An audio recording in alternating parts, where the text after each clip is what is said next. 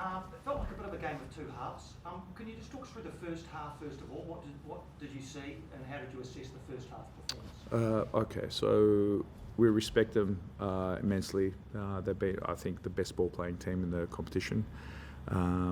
They picked off a lot of teams quite easily, so that was our big concern, was making sure they didn't have central progressions, and we basically played two fullbacks on Piraeus' side, so that the double up with Clough and Piraeus wasn't effective.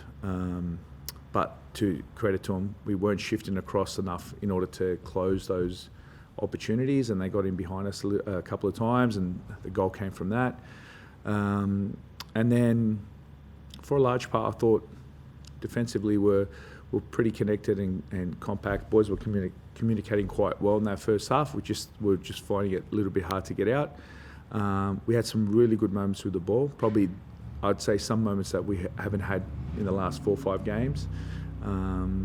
We just didn't have enough of them. Second half, I just felt as though I could probably block their right side a little bit more effectively, and for a large part it worked, because I think Dylan really didn't touch the ball in the second half, and we pressed a little bit higher up the park, and we were more on the front foot. We took opportunity when they were, trying to go back, and I thought it was really positive. And I felt as though once we scored, momentum shifted our way, and for us, we weren't playing for a draw. We were wanting to win, and then we got sucker punched with the goal, and that was it. So the second half performance was just, it seemed to have a lot more energy, enthusiasm, vigour about it. Is it possible to play that way from whistle one under the system that you want to play? Is it possible? Okay. You need a very fit squad.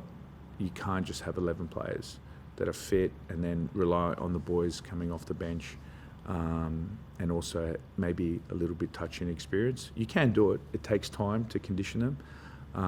But again, I think if you count, we have maybe 5 or 6 players out. They'd be starting generally, and then we're having a lot of boys who haven't played a lot starting, and then we've got a lot of young boys coming off the bench that are probably for whatever reason not match condition.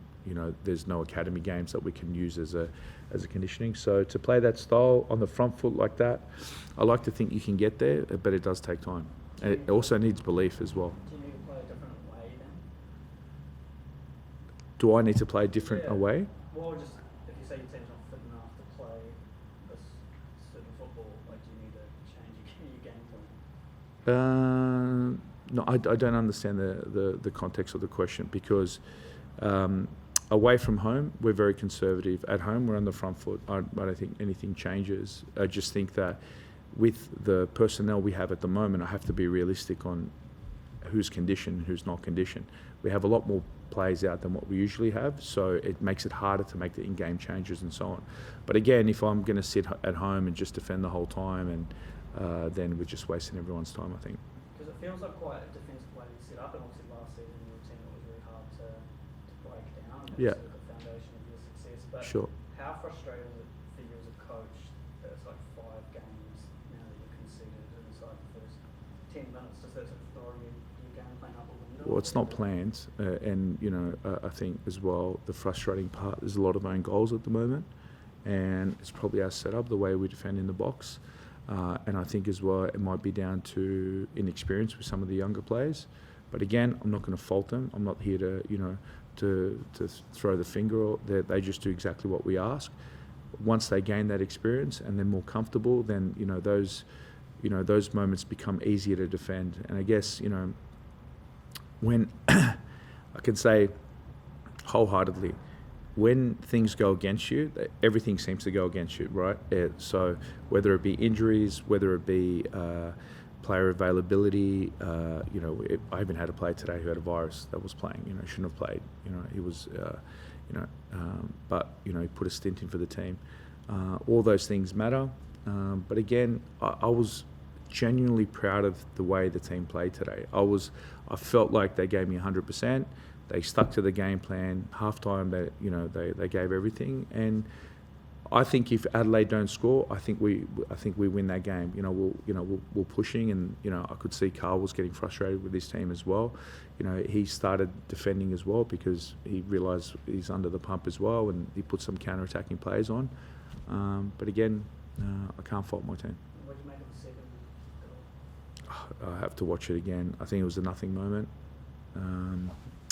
Disappointed because it's just so uncharacteristic. And we'll just have to, revisit, how we defend those moments. And did Sam Simon get injured? Was that? No, he was sick. Yeah, he played sick. The goals were an own goal and a goal kick at the start. Mm-hmm. Does that make it easier to accept, or is it more frustrating? Piney, losing is never easy to accept or even, to rationalise through it. Again, we could play every game from now to the end of the season, lose every game. But if our focus is on the outcome, we're not going to go anywhere as a team. Last year we were so successful because we stuck to the process and what we believe, we kept executing, and it snowballed. We had momentum. This year, it's a little bit different. Things, not getting the rub of the green, we're not building momentum and so on. But I can't rationalise. Conceding a goal is conceding a goal. Whether it's the goal we conceded against Wanderers, the last goal from 25 metres outside the box, or whether it's an own goal, it's the same. It hurts the same. But again, I think from where we've been the last couple of weeks, all I wanted to see today was a good performance, a consistent performance, one where we were trying to take the initiative. And for a large part, again, I can't fault the team. Are you looking forward to seeing it for next week? Sorry? Are you looking forward to seeing it for Yeah. back to Wellington? Yeah, it'll be nice to see him. So I feel like a must-win game. They're all must-win games, not just Sydney FC. Whether it's Uffy coaching or Carl Vito, it doesn't really matter. We need to win. We need to start winning some games to turn the season around. I think I'm the eternal optimist. After today, I feel like there's some fight still left in this team, irrespective of who's playing, who's available. I think today we showed that there is a backbone to the team and that we can do things. It's just, I have to carry and build that belief in the squad. And, we could lose another couple of games, but again, I think today's performance put us in a position where, I think the group will reflect on it. Last week, we were definitely out of the game. Okay, I can say that categorically, and I take a large blame for that because tactically they execute what I ask. But this week, we went back down to a more simpler message, being a little bit more organised, a little bit clearer roles and so on, and they were good.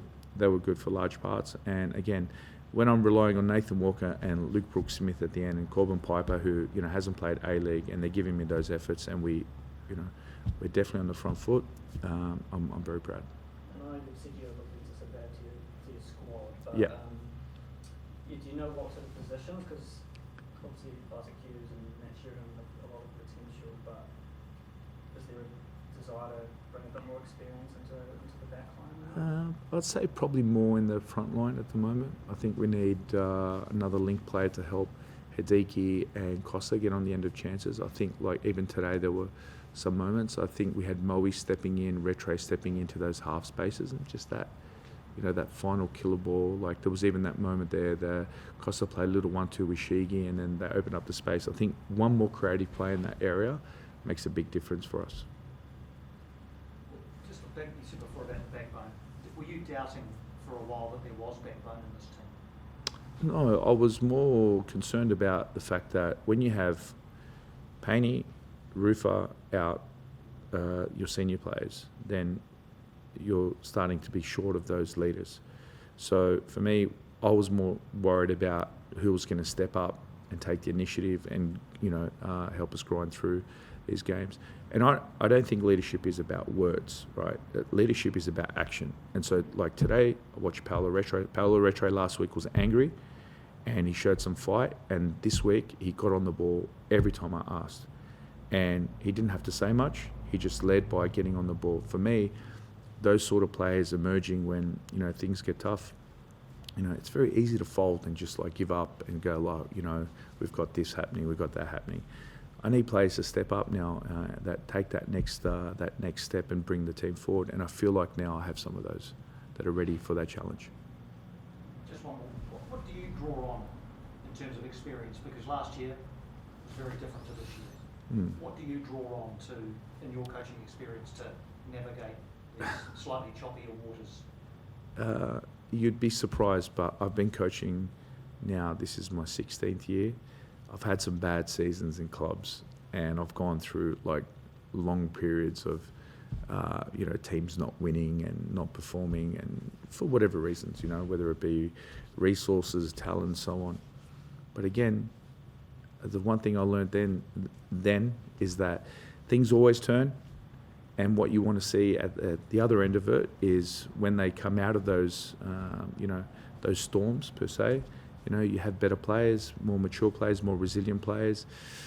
And again, I think the group now, okay, it's back to the walls. There's a bit of, real suffering. But I think the young guys are going to get a lot more out of this, because once we turn and they have the confidence to go, yes, all right, we've been through this, but we're able to get out, we're going to have a very good team. Stoked for Paul going to get his first goal? Yeah, I was really happy. I think he ran himself into the ground. I wanted to leave him on for set pieces because I thought he was a threat, but he gave everything. So I had to, make a change and put some energy on with Luke Brooks-Smith, and I thought he also did really well when he came on. I thought Walks as well, but no, I'm stoked for Cobbs. He works hard. It's a little bit. I think it would be very difficult for him at the moment because he's playing right back, centre back, played as a winger today, played as a 10. So, but he's got a good attitude. Are you likely to get anyone back for Winston? No, I don't think so. I don't think Paney will be out. I'm worried now Suts is going to be out. It will probably be the same. I'm just trying to think. Roofs is far off at the moment. Marco's not going to be available for a long time. Collar's obviously out. Finn Conchi maybe. He might be okay. He's going to train tomorrow, and hopefully he'll be involved. He'll get some minutes. So he's coming back from a bit of a niggle with a hammy. I don't know if there's anyone else. And so with Alex Rico, I know you mentioned that he's been on well. So is that just something that's can he train at the moment? Is he just consistently run down? No, he's basically treated like he has the concussion protocols. So once you have a concussion, you have to go through a score test, and then once you hit a certain score test, you're allowed to be reintegrated back into training. And I think he's on the bike at the moment, and he's a long way away from coming back. How crucial is he? Obviously, he's the captain, but he's a talismanic player as well. Yeah, for me last year, was a backbone of the team. This year as well, and the reality is he probably played 3-4 games sick. We didn't know at the time, but also probably wasn't at his best. But now we know why. So he didn't complain about it. He just got on with it, and then but he's very important to the way we play. It's also important for the change room. Very important, keeping spirits high in the group and so on. So